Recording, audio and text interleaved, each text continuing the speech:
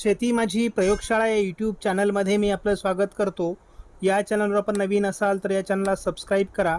या चॅनलचे नवनवीन व्हिडिओ पाहण्यासाठी बेल आयकॉन नक्की दाबा. आपणास व्हिडिओ आवडल्यास लाईक आणि शेअर अवश्य करा. नमस्कार, मी डॉक्टर मच्छिंद्र बांगर महाराष्ट्रातील आणि देशातील हवामान परिस्थिती संदर्भात ताजा अंदाज देणारे. आपण बघतो की पूर्व दिशेने भारताच्या मोठ्या प्रमाणात बाष्प तयार झाले. शिवाय दक्षिण भारतामध्ये देखील खूप मोठं बाष्प आहे. उत्तर भारतात एक WD सक्रिय आहे. या सर्व परिस्थितीमध्ये भारतात फार मोठा पावसाचा खंड पडेल असं काही वाटत नाही. म्हणजे अनुकूल अशी परिस्थिती आहे. त्यामुळे महाराष्ट्रामध्ये भविष्यात पावसाचं प्रमाण वाढेल, परंतु त्या संदर्भातील नेमके अंदाज काय आहे आपल्याला बघायला पाहिजे. या ठिकाणी कुलाबा दिलेले इशारे आहेत, परंतु 4 तारखेला आपण बघतो की केवळ घाटमाथ्यावर पुणे, सातारा आणि कोल्हापूर भागामध्ये येलो अलर्ट दिलेला आहे. शिवाय अहिल्यानगर, पुणे, सातारा, कोल्हापूर, सांगली, सोलापूर, लातूर, धाराशिव, नांदेड, परभणी, यवतमाळ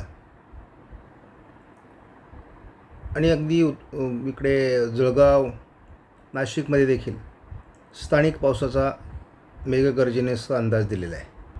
पूर्व विदर्भामध्ये मात्र येलो अलर्ट आहे आणि मेघगर्जनेसह पावसाची शक्यता देखील व्यक्त करण्यात आलेली आहे. जर 5 तारखेला बघितलं तर विदर्भातील पावसाचा अंदाज कायम आहे. घाटमाथ्यावर पावसाचं प्रमाण कमी होण्याची संकेत आहेत. मात्र उत्तर महाराष्ट्र आणि मराठवाड्यामध्ये स्थानिक मेघगर्जनेसह पावसाची शक्यता आहे. 6 तारखेला देखील वेगवेगळ्या जिल्ह्यांमध्ये नंदुरबार, धुळे किंवा अगदी नाशिकसह पालघर वगैरे भागामध्ये किंवा अहिल्यानगर, इकडे नांदेड, लातूर, परभणी, हिंगोली या जिल्ह्यामध्ये देखील पावसाची शक्यता आहे मेघगर्जनेसह. तीच परिस्थिती आपल्याला 7 तारखेला दिसते. म्हणजे वातावरण आहे, परंतु इशारे नाहीत अशी परिस्थिती आपल्याला 6 आणि 7 तारखेला दिसते. ब्युरो ऑफ मेट्रोलॉजी हा जो ऑस्ट्रेलियाचा हवामान विभाग आहे आणि IUD संदर्भात आपल्याला सातत्याने अपडेट दिलेले आहेत. त्यामुळे या ठिकाणी 0.63% IUD सक्रिय झालेला आहे. म्हणजे जर 0.5च्या वर किंवा 4च्या वर तो गेला की तो पॉझिटिव्ह प्रक्रियेमध्ये गेला असं आपण गृहीत धरतो आणि त्या पद्धतीचं वातावरण आहे. मात्र भारतीय हवामान खातं मात्र याला अजूनही न्यूट्रल अशाच प्रकारचा दर्जा देतं. त्यामुळे प्रत्येक एजन्सीचे नियम वेगळे आहेत, धारणा वेगळी आहे. परंतु भारतीय हवामान खातं पाऊस कशामुळे पडला हे मात्र सांगत नाही. त्यामुळे संपूर्ण एल निनोमुळे पाऊस कमी पडतो हा समज यावेळेस गैरसमज झाल्यासारखं झालं आहे. आपण या ठिकाणी 2 ऑक्टोबरचा जर परिस्थिती बघितली तर एल निनो या ठिकाणी आपल्याला स्पष्ट दिसतो. त्याच पद्धतीने या भागात उष्णतामान वाढतं आहे. त्यामुळे IUD सक्रिय होतो आहे. जर IUD सक्रिय झाला तर मात्र उत्तरार्धामध्ये प्रचंड मोठ्या प्रमाणात पावसाचं वातावरण तयार होईल आणि अतिवृष्टीचं वर्ष देखील ठरू शकतो अशी परिस्थिती आहे. कारण IUD नसताना जर एवढ्या प्रमाणामध्ये पाऊस होत असेल आणि IUD सक्रिय झाला तर त्याचं प्रमाण खूप वाढेल ही शक्यता देखील नाकारता येत नाही. एल निनो देखील मोठ्या प्रमाणात म्हणजे 3.2 किंवा त्याहीपेक्षा अधिक जाण्याचा अंदाज या ठिकाणी देण्यात आलेला आहे. परंतु आपण असंही बघतो की याचा तसा परिणाम आपल्याला आत्तापर्यंतच्या मान्सूनवर तेवढा तीव्र झालेला दिसत नाही. फेस मॉडेलचा झटपट अंदाज आपण बघूयात. सध्या विदर्भ आणि दक्षिण कोकणात पावसाचा अंदाज दिलेला आहे. बंगालच्या उपसागरात दक्षिणेला एक वादळी प्रणाली विकसित होईल असा अंदाज व्यक्त केला. मात्र 5 तारखेपासून हे प्रमाण कमी होईल असाही अंदाज आहे. त्यामुळे महाराष्ट्रासहित भारतातील बऱ्याच भागातील पावसाचा जोर कमी होईल. मात्र पूर्व भारताकडील आणि काही उत्तर भारताकडील राज्यांमध्ये याचं प्रमाण वाढेल असा देखील अंदाज आहे. अंदमान निकोबार बेटांच्या दरम्यान हवामानात काही बदल देखील सुचवले आहेत. 7 तारखेला देखील तीच परिस्थिती आहे. थोडं भारतातील उत्तर आणि मध्य भारताकडे किंवा पूर्व भारताकडे थोडं वातावरण आहे. शिवाय कोकण विभाग किंवा कर्नाटक केरळच्या किनारपट्टीला देखील पावसाचं वातावरण दाखवलेलं आहे. मात्र विशेष पावसाळी वातावरण आपल्याला 10, 11, 12 तारखेला दिसत नाही आहे. हे 13 तारखेपर्यंत तरी GFS मॉडेलने फारसा अंदाज दिलेला नाही आणि बंगालच्या उपसागरातील सिस्टम देखील विशेष प्रभावी होताना दाखवण्यात आलेली नाही. आज कोकणात होत असलेल्या पावसाची शक्यता कायम आहे. शिवाय मराठवाडा, विदर्भ, मध्य महाराष्ट्र, उत्तर महाराष्ट्र आणि पश्चिम महाराष्ट्र देखील स्थानिक वातावरणाची शक्यता मात्र वाढली आहे. ठिकठिकाणी मध्यम स्वरूपाचा, काही ठिकाणी हलक्या स्वरूपाचा पाऊस होतो आहे. उद्या देखील स्थानिक वातावरण असणार आहे. कोकणात जोरदार सरींची शक्यता आहे. पूर्व विदर्भात जोरदार सरींची शक्यता आहे. 6 तारखेला स्थानिक वातावरण महाराष्ट्रात असणारच आहे. कोकणामध्ये घाटमाथ्यावर याचं प्रमाण थोडं अधिक असेल, हा SMW मॉडेलचा अंदाज आहे. लातूर, धाराशिव, सोलापूर भागात किंवा सांगली भागात पावसाच्या ॲक्टिव्हिटीज अपेक्षित आहेत. शिवाय गोंदिया जिल्ह्यातही पावसाच्या ॲक्टिव्हिटीज अपेक्षित आहेत. 7 तारखेला विदर्भ आणि थोडं यवतमाळ, नांदेड, लातूर, सोलापूरच्या, धाराशिवच्या काही भागात स्थानिक वातावरणाची शक्यता आहे. कोकणातील पाऊस सातत्य ठेवून राहील. उत्तर महाराष्ट्र आणि मराठवाड्याच्या उत्तरेकडील भागात, मध्य महाराष्ट्रामध्ये थोडं पावसाचं प्रमाण कमी होण्याची शक्यता आहे. 8 तारखेपासून मात्र स्थानिक वातावरणाचा प्रभाव कमी होतो आहे. कोकणातील वातावरण मात्र कायम आहे. 9 तारखेला किरकोळ स्थानिक वातावरण आहे, परंतु कोकणातील पावसाळी वातावरण कायम आहे. 10 तारखेलाही स्थानिक वातावरण कमी होतं आहे. कोकणातील वातावरणावरही थोडा प्रभाव कमी झाल्याचं दिसतं आहे. आपण बघतो की गोंदिया आणि कोकण म्हणजे पूर्व विदर्भ आणि कोकण असं थोडं वातावरण आहे. बाकी स्थानिक वातावरणाचा प्रभाव कमी झाला आहे. 12 तारखेपर्यंत महाराष्ट्रामध्ये म्हणजे 8 ते 12 हा कालावधी कमी पावसाचा आहे. कोकणामध्ये ॲक्टिव्हिटीज दाखवल्यात. मात्र 13 तारखेला श्रावण सुरू होतो. कोकणातील पावसात काही विशेष बदल नाही, परंतु विदर्भाच्या दिशेने एक वादळी प्रणाली विकसित होण्याची शक्यता आहे.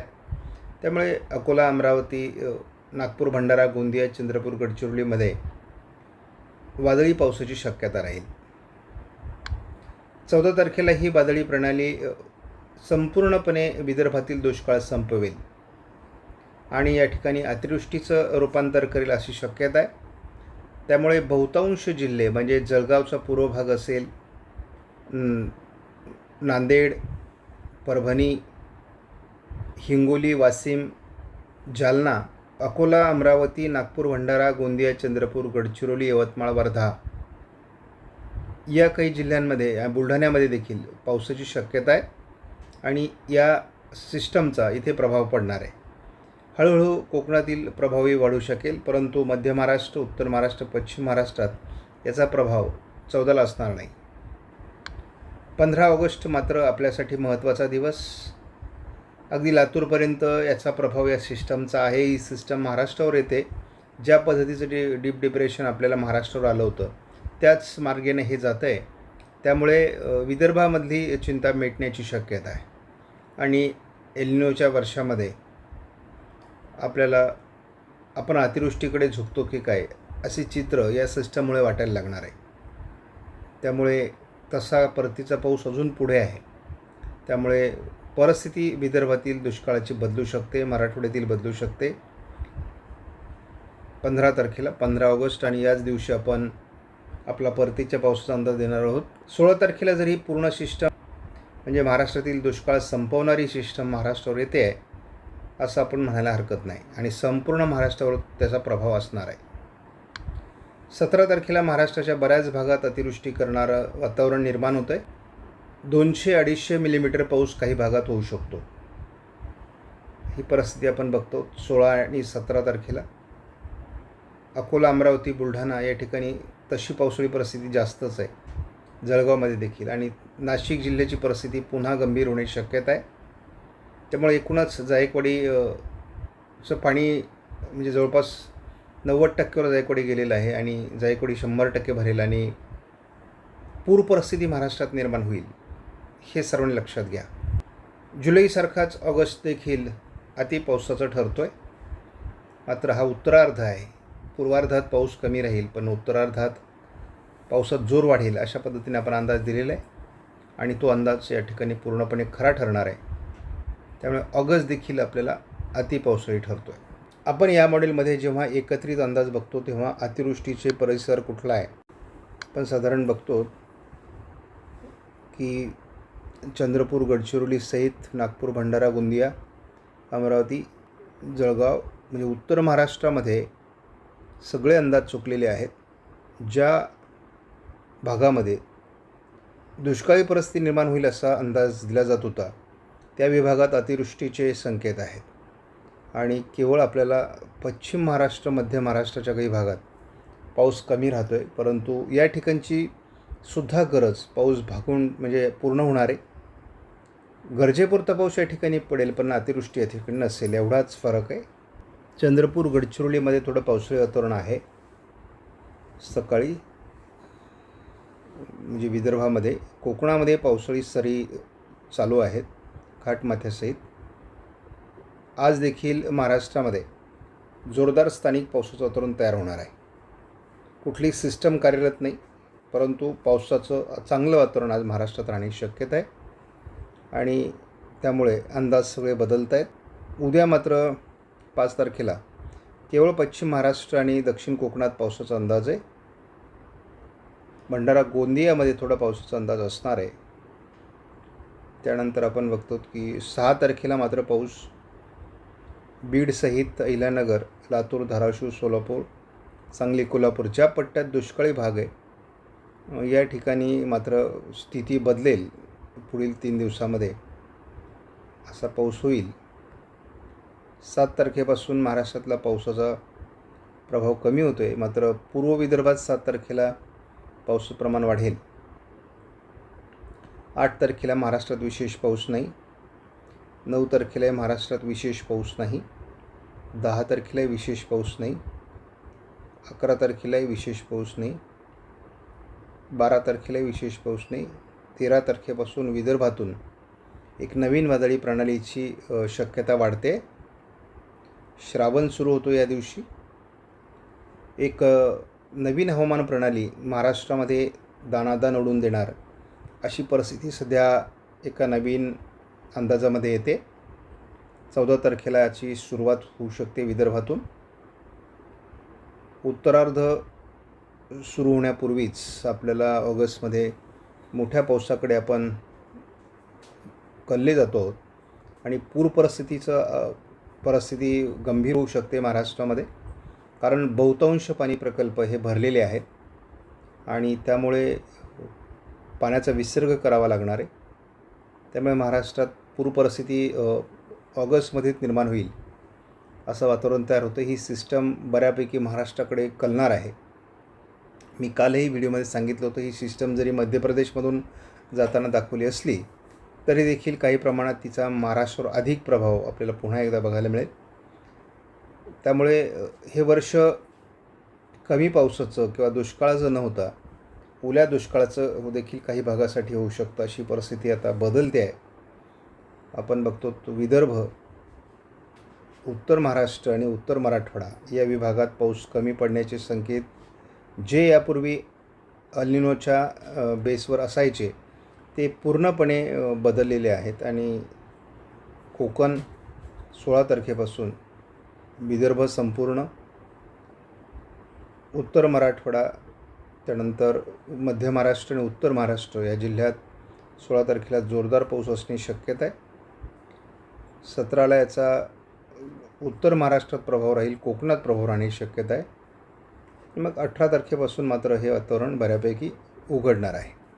परंतु पश्चिम महाराष्ट्राचा भाग जर सोडला, कारण पश्चिम महाराष्ट्रात अजून मोठ्या पावसाचे संकेत नाहीत.